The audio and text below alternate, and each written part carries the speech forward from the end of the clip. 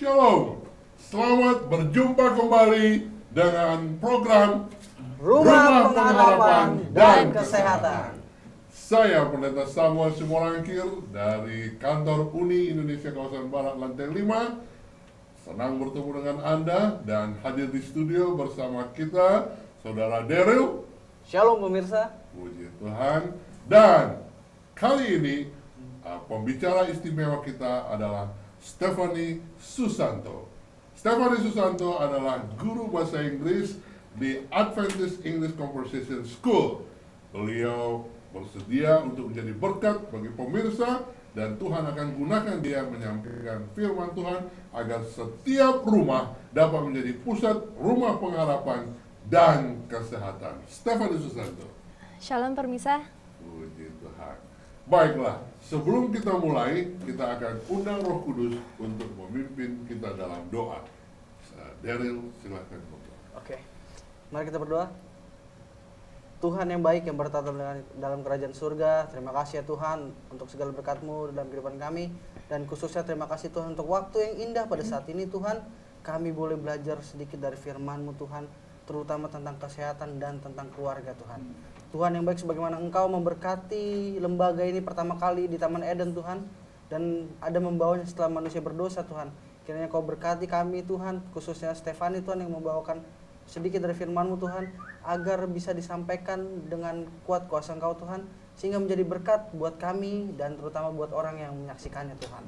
Terima kasih banyak Bapa, biarlah keluarga kami menjadi keluarga yang terberkati dan pastinya menjadi berkat bagi orang lain Tuhan. Terima kasih banyak Bapa, dalam nama Yesus Tuhan dan Juru Selamat kami. Amin. Amin. Sampai bertemu. Sekarang kita akan menyanyi memuji Tuhan lagu Sedap Harap pada Yesus.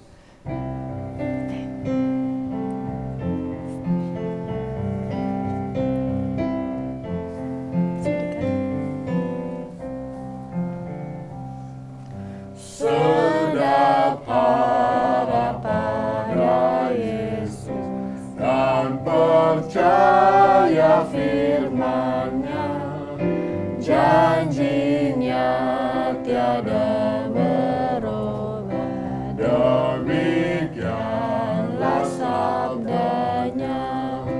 Yesus, Yesus yang ku cinta, setiawan selamanya. Yesus, Yesus yang terindah, sedap harap padanya. Aku girang tak berharap pada Engkau ya Yesus. Engkau sahabat yang tetap serta aku selamanya. Yesus, Yesus yang ku cinta, setiawan selamanya. Yesus, Yesus yang terindah, sedap harap padanya. Haleluya. Pemirsa, program ini sangat istimewa. Selain pembicaranya Stephanie, guru bahasa Inggris kita, ada seorang ibu yang senang menyanyikan pujian lagu pada saat ini. Kita akan dengarkan Ibu S.O. Pohan, Nyonya Simon, sama Daniel akan menyanyikan lagu pujian.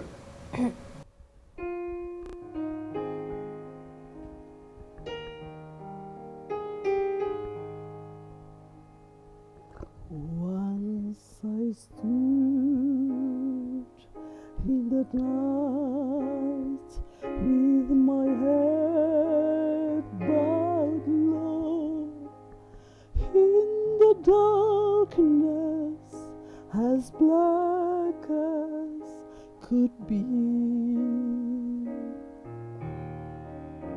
and my heart felt alone, and I cried, oh Lord, don't hide your face from me. Hold my hand all the way, every hour, every day, from here to the great unknown.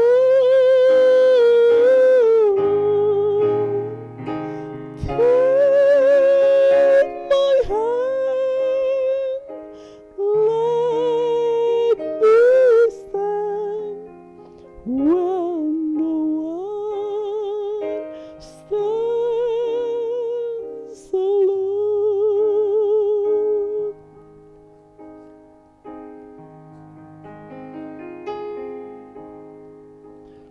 Like a king, I may live in a palace so tall, with great riches to call my own. But I don't know a thing in this whole wide world that's worse than being alone. Hold my hand all the way, every hour, every day, from here to the great unknown.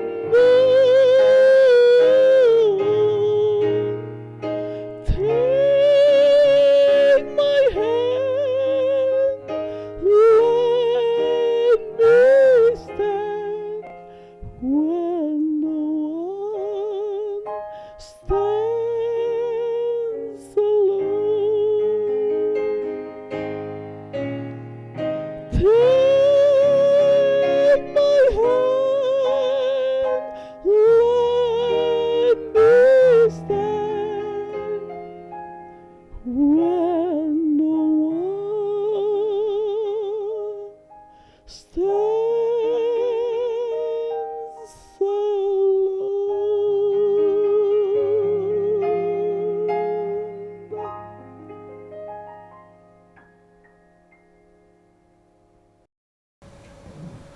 Haleluya. Baiklah, terima kasih buat Nyonya Simorangkil dan Daniel. Saat ini waktu kami berikan kepada Stephanie. Silakan. Selamat bertemu pemirsa. Selamat bertemu pemirsa. Merupakan suatu berkat bisa sharing tentang firman Tuhan di hari ini. Dan untuk topik kali ini kita akan membicarakan tentang resolusi konflik. Tentunya di kehidupan kita pernah melihat ataupun mengalami konflik. Konflik terjadi di mana-mana. Kita mengetahui bahwa dunia ini tidak terlepas dari konflik. Kita bisa melihat dari banyaknya bencana yang terjadi di sekeliling kita. Kita bisa melihat dari banyaknya pelecehan yang terjadi dan juga hal-hal yang tidak moral terjadi kepada orang-orang yang kita sayangi dan kenalan kita. Bagaimanakah kita bisa survive atau bertahan hidup dengan bertambahnya konflik di kehidupan kita? Apakah kita bisa menjadi orang yang sukses? Apakah kita bisa mendapatkan hasil yang sukses dengan banyaknya konflik yang kita alami? Bagaimana caranya kita bisa tetap berharap kepada Tuhan walaupun konflik itu begitu besar dan bahkan bertambah di setiap harinya? Saudara-saudara, kita akan melihat dan mendengarkan cerita tentang seseorang yang berhasil walaupun pada dasarnya dia tidak didukung oleh keberhasilan itu sendiri. Ada seseorang yang bernama Dr. Ben Carson. Bila mana kita berpikir, apakah Dr. Ben Carson ini masa lalunya merupakan di keluarga yang bahagia sehingga dia bisa menjadi dokter yang sangat berhasil? Ternyata bila mana kita ketahui, Dr. Ben Carson ini berasal dari keluarga yang tidak begitu bahagia. Bahkan ia kehilangan bapaknya di masa kecilnya. Dr. Ben Carson mempunyai seorang ibu yang bernama Sonia. Ibunya ini menikah dengan bapaknya pada saat ia berumur 13 tahun. Bayangkan 13 tahun sudah menikah, saudara-saudara. Dan ia menikahi seorang yang berbeda 14 tahun dari ibunya ini. Namun pernikahannya itu tidak berlangsung lama. Akhirnya bapak dari Ben Carson ini meninggalkan ibunya dan hidup bersama wanita lain yang lebih daripada istri dari bapaknya ini. Dan akhirnya Ben Carson harus bergumul dalam kehidupannya untuk menjalani kehidupannya. Namun bila mana kita lihat 25 tahun setelah itu, Dr. Ben Carson berhasil untuk memimpin satu tim yang berisi 70 akan kru, di mana dokter ini berhasil untuk memisahkan bayi kembar Siam. Dan ini merupakan satu pencapaian yang sangat hebat, dan banyak orang yang menyanjung akan pencapaian ini. Kita bisa melihat dari cerita ini bagaimana seseorang yang kelihatannya tidak mungkin untuk sukses dapat sukses, dan tentunya kita yakin bahwa hanya Allah saja yang bisa menyanggupkan itu untuk terjadi. Bagaimanakah kita bisa menghadapi konflik itu? Pertama, kita ingin mengetahui apa arti dari konflik. Konflik adalah ketidaksetujuan alami yang dihasilkan oleh sekelompok orang atau individu yang berbeda dalam perilaku, keyakinan, nilai-nilai, atau kebutuhan. Bila mana ada sekelompok orang yang berbeda akan dari hal-hal ini, yaitu perilaku, keyakinan, nilai-nilai, atau kebutuhan, biasanya itu membuat akan suatu konflik. Dan tentunya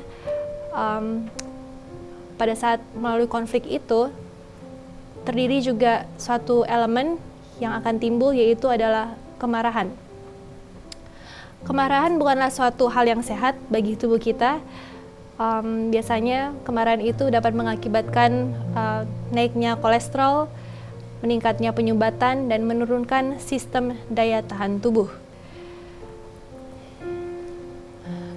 Kemarahan juga bisa melepaskan hormon stres yang berlebihan, yang merupakan penyebab dari penyakit jantung koroner.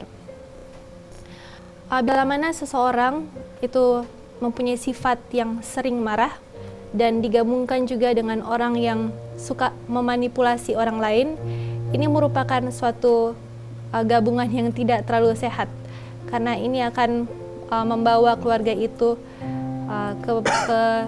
ke dalam jalan yang tidak terlalu mulus. Ada dua jenis akan amarah. Yang pertama adalah amarah yang pasif agresif, dan yang kedua adalah amarah aktif agresif. Apakah perbedaan dari kedua amarah ini? Amarah pasif agresif adalah amarah yang responnya adalah secara diam-diam. Jadi amarah itu tetap ada, mungkin kelihatannya itu tenang, namun sebenarnya ada dendam di situ. Dan dalam kemarahan pasif agresif ini biasanya kedua pihak tidak ingin melakukan resolusi lagi karena keduanya sudah lelah, dan pada akhirnya mereka mengambil jalan untuk diam daripada untuk saling berrekonsiliasi. Dan yang kedua adalah amarah yang aktif dan agresif. Biasanya ini direaksikan dengan kerasnya dia berperilaku. Seringkali dia marah dengan suara yang keras atau dengan membanting sesuatu. Jadi biasanya dia selalu meresponnya dengan suatu yang fisikal.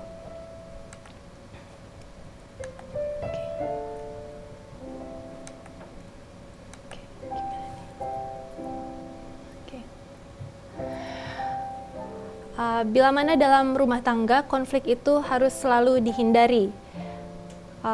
Namun pada umumnya karena wanita lebih suka untuk berbicara, wanita sangat senang untuk memulaikan konflik daripada suami. Kita lebih sering mengikuti pola orang tua kita dalam menyelesaikan konflik. Biasanya kita sering mengadopsi akan karakter dari orang tua kita.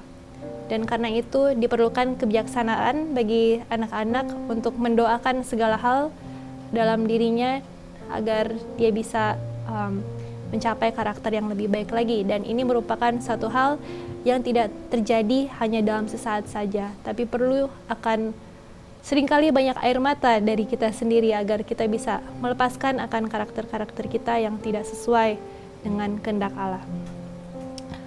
Tentunya pada saat kita menghadapi konflik, kita ingin tahu apakah elemen-elemen yang dapat membawa kita keluar dari konflik itu.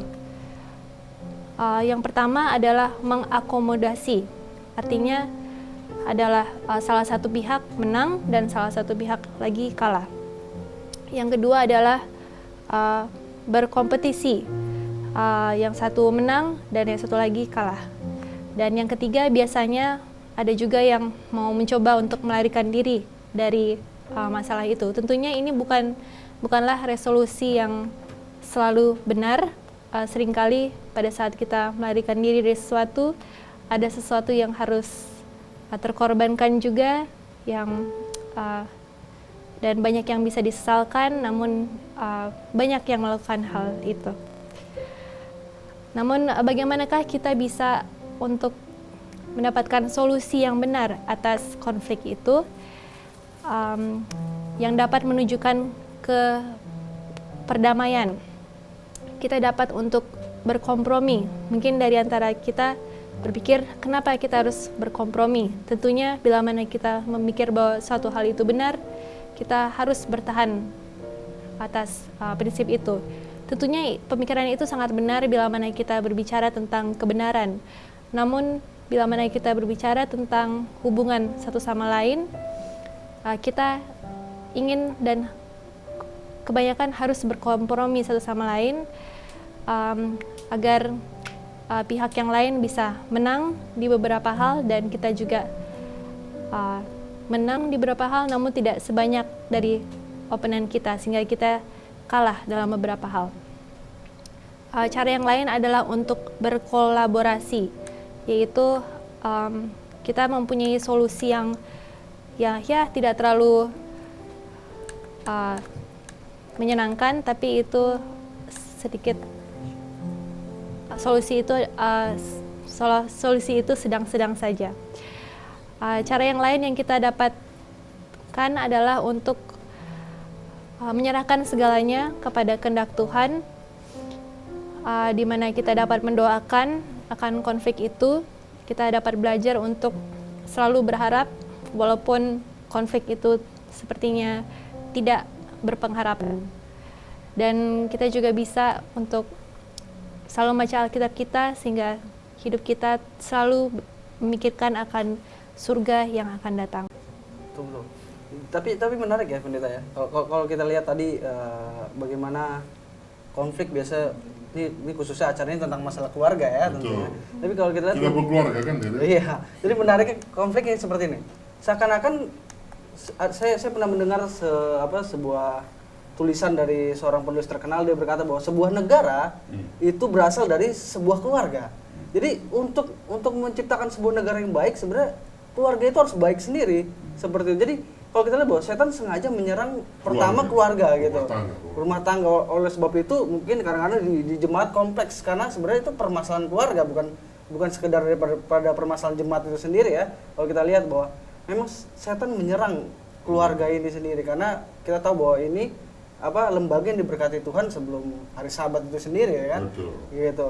Dan kalau kita lihat juga tadi menarik dibilang perdamaian. Nah, kalau kita lihat banyak orang ketika mereka nggak cocok dengan pasangan mereka sudah langsung memutuskan nggak cocok, atau kadang-kadang di sepupu kita mereka bilang ini udah nggak cocok, ini bukan jodoh saya dengan mudahnya seperti. Sedangkan Tuhan bilang apa yang dipersatukan oleh Allah tidak boleh diceraikan. Seperti walaupun Alkitab berkata tentang masalah perceraian, itu boleh cerai asalkan berzina. Seperti tapi Dan sebenarnya berzina. kalau kita lihat bahwa Tuhan sendiri pun nggak begitu suka dengan masalah perceraian ini ya, karena kita lihat bahwa Yesus dikirim untuk memperdamaikan kita. Betul. Oleh sebab itu kalau memang ada perdamaian, baiklah kita berdamai gitu dengan pasangan kita. Jadi tadi dibilang untuk membuat perdamaian itu kalah atau menang. Iya. Terus apa lagi tadi? Kalah menang, menang kalah. Menang kalah baru damai. Atau ada juga yang suka lari dari masalah itu. Atau dibiarin lari. Iya, betul Jadi sekali. seolah-olah sudah menang ya. Padahal persoalan belum selesai. Iya, betul sekali Kak. Jadi yang paling bagus dalam menyelesaikan konflik adalah apa tadi? Kita menyerahkan segala konflik itu, masalah itu kepada Tuhan. Tuhan. Kita juga bisa mendoakan akan masalah itu. Amin. Pemirsa, pasti dalam rumah tangga kita punya masalah. Apakah itu karena ketidakcocokan situasi, kondisi, perubahan fisik, atau mungkin karena faktor eksternal atau di luar, di rumah dia apa namanya, di luar pekerjaan tidak beres, lalu dibawa ke dalam rumah.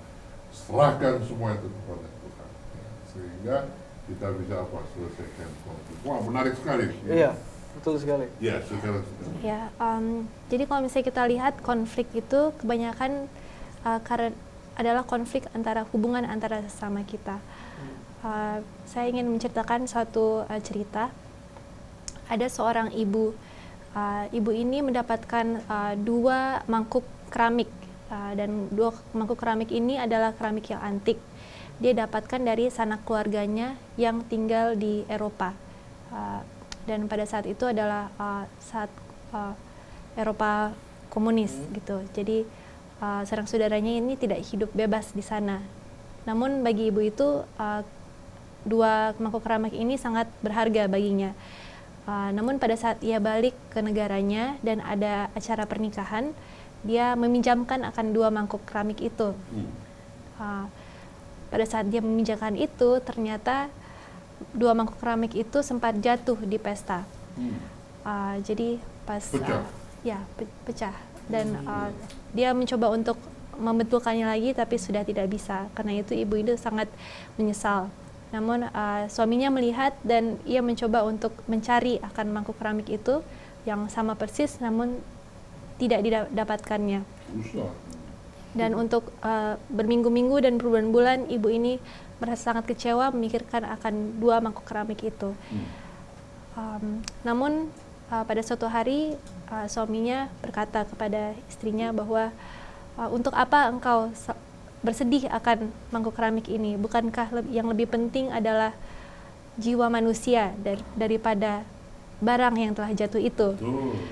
Setelah itu ibu itu mulai sadar akan bahwa cara pemikirannya ini selama ini telah terlalu berfokus kepada barang yang hilang itu daripada jiwa-jiwa yang di sekitarnya. Ya, karena itu mungkin sama juga dengan konflik. Seringkali yang membuat konflik itu adalah ego kita sendiri. Kita tidak mau kesombongan kita itu diambil. Kita tidak mau akan kepentingan kita itu diambil. Namun kita lupa akan pihak yang selanjutnya atau pihak yang lain bahwa mereka membutuhkan akan kita. Mereka membutuhkan akan kesabaran kita, mereka membutuhkan akan harapan dari kita agar tidak ada konflik itu lagi, agar konflik itu akhirnya bisa sembuh dan masalah itu bisa selesai. Pemirsa, jangan izinkan konflik melukai perasaan kita sesama manusia. Karena cerita yang disebutkan Stefani tadi, ibu itu selalu mikirkan keramiknya yang pecah. Padahal yang paling kita jaga adalah hubungan sesama kita. Persoalan-persoalan bisa dihadapi, ya. Tidak bisa kita hindari, tetapi jangan sampai hubungan sesama itu terpisah. Iya. Karena itu kemauan setan. Iya, betul sekali. Jadi kalau ini menarik juga ya, kadang-kadang mungkin karena memang ketika keluarga itu terjadi, itu 2 pribadi yang berbeda yang disatukan seperti itu. Tapi ketika Alkitab berkata bahwa dua itu menjadi satu adalah ketika itu sama seperti bahwa kita dalam keluarga itu mempunyai satu tujuan yang pasti, seperti walaupun pribadi itu berbeda. Jadi tapi menarik adalah ketika Paulus berkata di dalam 1 Korintus 13, kasih itu sabar gitu. Ketika kita melihat pasangan kita mungkin di dalam kelemahannya, kita tetap mungkin kita memberitahu, tapi dengan kesabaran yang memang Tuhan sudah kasih rule-nya seperti apa gitu. Oleh sebab itu sehingga kita nggak melukai hubungan kita dengan sesama kita gitu, apalagi hubungan keluarga seperti itu. Dan di samping itu kita jangan berpikir kalah menang. Iya, betul. Karena apa? Kenapa? Karena laki perempuan memang berbeda. Iya. Apalagi laki-laki dari suku A, suku B berbeda. Iya. Jadi kalau bicara kalah menang, siapa yang kalah, siapa menang? Nggak ada habisnya benar. Nggak habisnya. Betul sekali. Ya, karena semua berhak untuk dimenangkan. Iya, betul. Tapi kalau kita lebih fokus kepada ada Tuhan, Iya. ini ciptaan dibuat Tuhan, Betul. ditebus oleh Tuhan.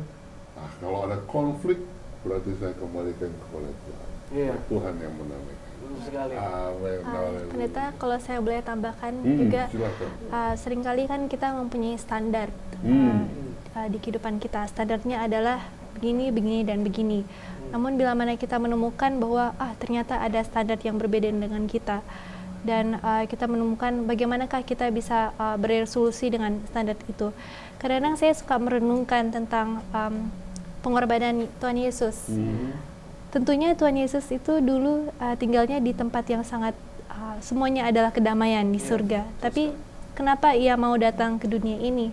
Karena dia melihat ada jiwa-jiwa yang memerlukan akan pertolongannya.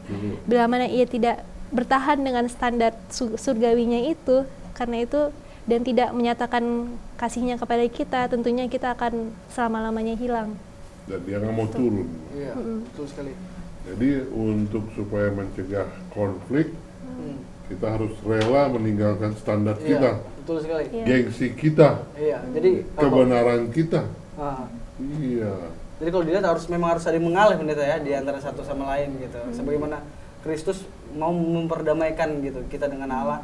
Jadi kita pun harus mengalah, harus menyingkirkan ego kita mungkin pendeta ya, agar hubungan itu kembali baik gitu. Cuman kayaknya ini mudah Iya, dibicarakan, betul sekali. susah dipraktik. Iya, betul sekali. Iya. Kadang-kadang saya juga di rumah tangga muda gitu, apalagi khususnya di rumah tangga muda sering terjadi konflik di antara kami berdua. Tapi yang menjadi dasar dari kami berdua adalah ketika kami bertengkar mungkin kami selalu bilang sesudah kami mungkin sering Salah atau paham. salah paham, kita harus mengingatkan satu sama lain untuk berdoa sesudah hal itu terjadi. Karena kenapa? Takut amarah akan berlanjut lagi. Iya. Seperti itu. Dan dibiasakan jangan Iya. amarah itu melewati Batas. matahari terbenam. Betul sekali pendeta. Luar biasa. Pemirsa, bukan kebetulan program ini berjudul tentang konflik ya. Iya. Mungkin atau saya tahu pasti masing-masing kita membutuhkan informasi ini. Mungkin salah paham dengan pasangan, salah paham dengan mertua orang tua, salah paham dengan pacar, salah paham di gereja. Pilihan mana yang Anda akan lakukan di dalam mengatasi konflik tersebut?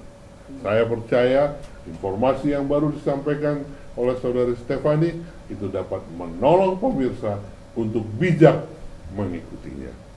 Haleluya. Mungkin ada pertanyaan atau doa di PowerPoint, Stefani. Kita membutuhkan kuasa Tuhan agar firman atau informasi yang kita sudah dengarkan ini tidak berlalu begitu saja, tapi Tuhan akan menolong kita untuk bisa melakukannya. Oke. Ada di PowerPoint doa? Di sini ada doa yang tenang atau the serenity doa. prayer. Di sini Iya. dikatakan, Allah berikanlah kami kasih karunia untuk menerima Kita dengan berdoa penuh ketenangan. sama-sama. Ya. Oke. Pemirsa, ini kutipan dari Reinhold, belum doa sama. Pemirsa, mungkin kita boleh sama-sama membaca doa yang tenang ini. Sama-sama. Allah, berikanlah kami kasih karunia untuk menerima dengan penuh ketenangan segala sesuatu yang tidak dapat diubah lagi. Keberanian mengubah hal-hal itu yang seharusnya diubahkan, dan hikmat untuk membedakan yang satu dari yang lainnya.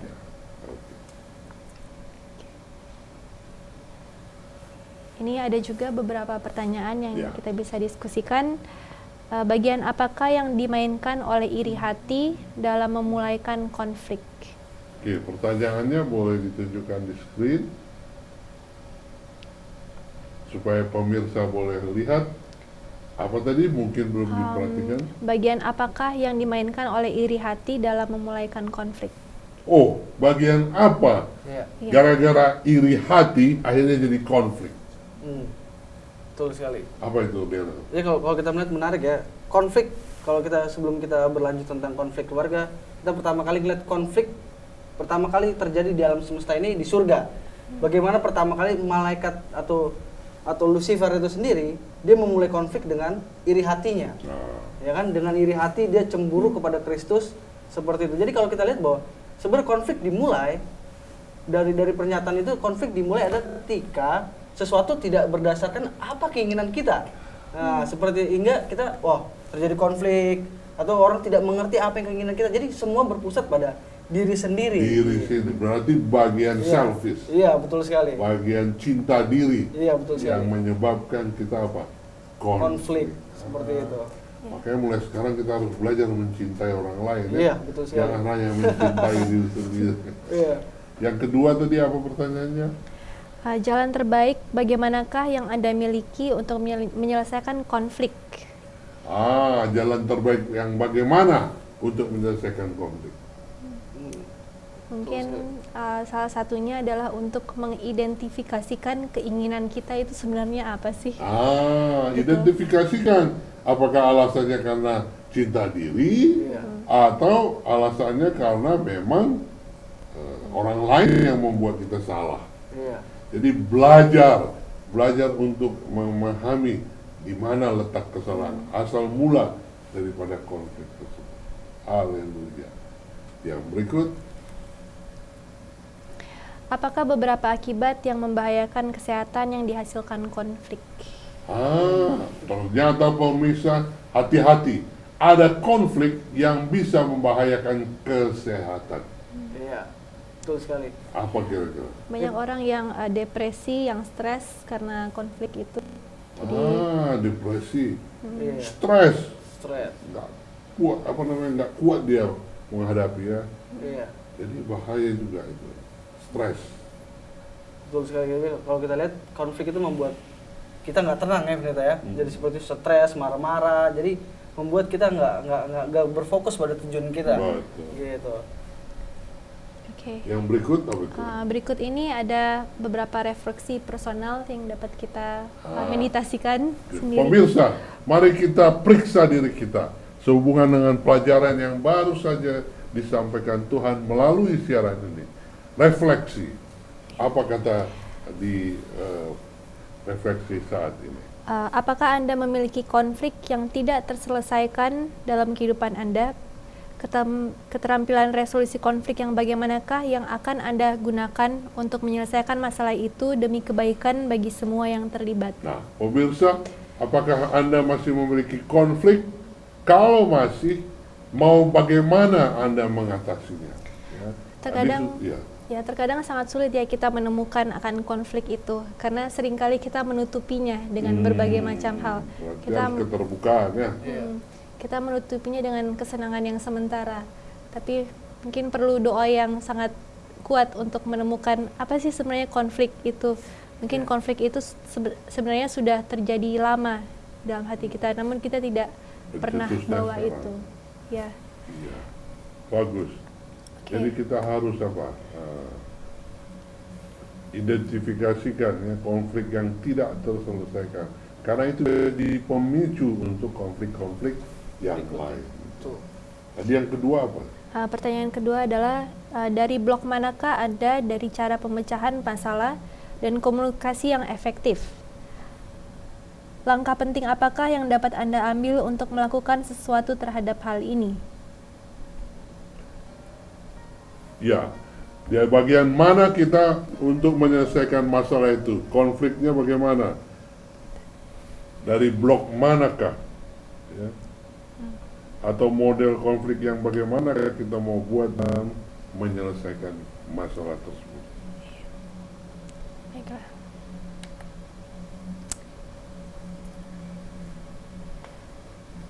Bagaimana dia tuh?